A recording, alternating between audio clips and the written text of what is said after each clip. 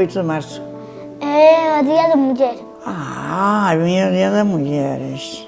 Por que se celebra? Antes as mulleres non podían facer nada solo dentro da casa.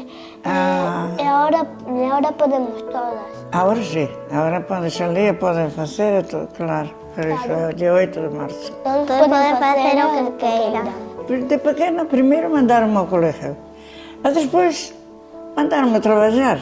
Eu tuve que andar traballando. Había que cuidar as vacas e había que ir levar o leite, había que ir por ele, había que facer todo. Eu traballei sempre en todo iso. É cargar carros de coxos. Hai que traballar. Se algún trabajo é malo, hai que traballar. Porque se non traballas non tens que comer. Nada, non podes Por iso facer nada. é malo, por iso hai que traballar. No bueno e no malo. Todo o que queres ir para de grande. Policía. Policía, moi bien, me parece bien. Sí, señor. E tú?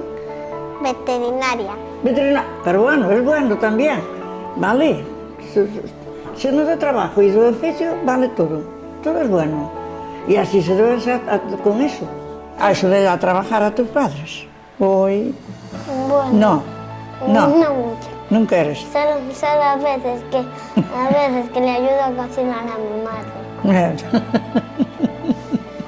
¿Y tú? ¿Tú le ayudas a tu madre a trabajar? A veces. Ay, bueno, pues no es siempre. Es que además si tu manda a trabajar siempre vaya, que cosas te hace tu madre. ¿Vas ao colegio xuntos? Sí. Sí. Ay, bueno. ¿Jugades alguna vez xuntos? Estás xogando xuntos? A veces. Ás veces, non é sempre logo. No. Bueno, non é sequera que vantes ás veces, así conocederos, non sei. E sodes buenos uns con os outros, sí. E la niña es buena. Ya Muy sabes que es buena. una niña muy buena. Es muy buena, pero tú también.